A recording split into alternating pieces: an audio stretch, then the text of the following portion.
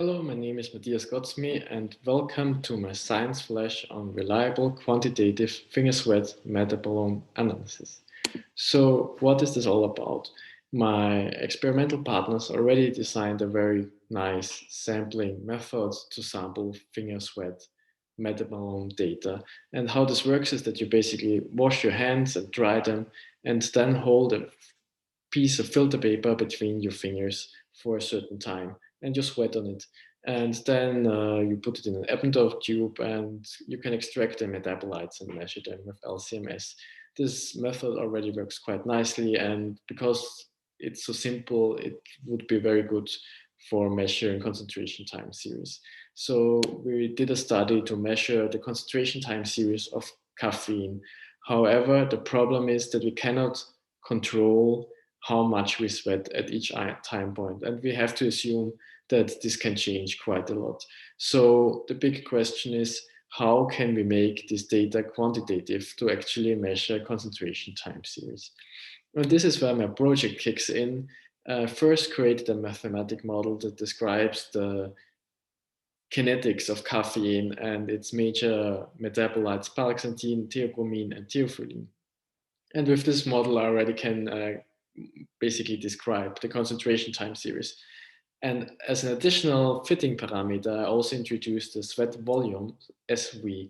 And the sweat volume is, of course, different for every time point, but it has to be always the same for all four metabolites at one time point. So with this, actually, I can get a model that can be fitted, and this looks like that. So in the top panel, you can see in bar plots the sweat volume at each sampling time point, and you can see some changes. And on the bottom panel, you can see the concentration time series of caffeine and also the other metabolites. And this already works quite well. So how well does it compare to literature data? Of course, there is no quantitative concentration data for sweat, but we can compare to blood plasma caffeine concentration. And I selected 3 studies here shown in red. And the black dots are my fitted caffeine concentrations. And you can already see that they are well within what we would expect also from literature values. So this is already quite nice. However, with this fitting method, we can actually not only get the absolute concentrations, but also the sweat flux, which is basically just the sweat volume divided by the time of sweating and the area of the filter paper. And here we can see in red the range of the sweat flux that should be expected from literature on the fingertip.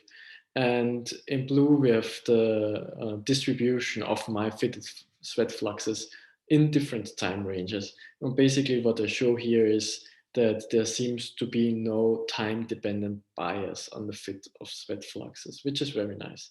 And they are all, of course, within, or almost all within the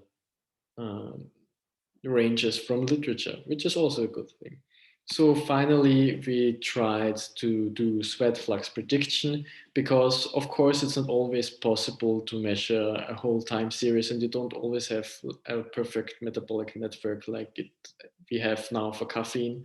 So we connect now the already fitted sweat fluxes to other metabolites that we also measured in the finger sweat, and we tried to make a regression model. And this regression model was done with random forests, and with a cross-validation strategy, we achieved an R² of 0.4. And we hope in the future with more data and also a little bit better sampling for the concentration time series, we can improve the sweat flux prediction even more.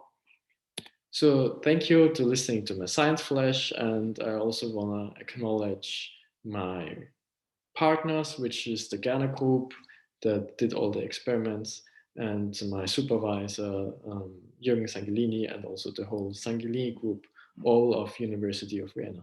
Thank you.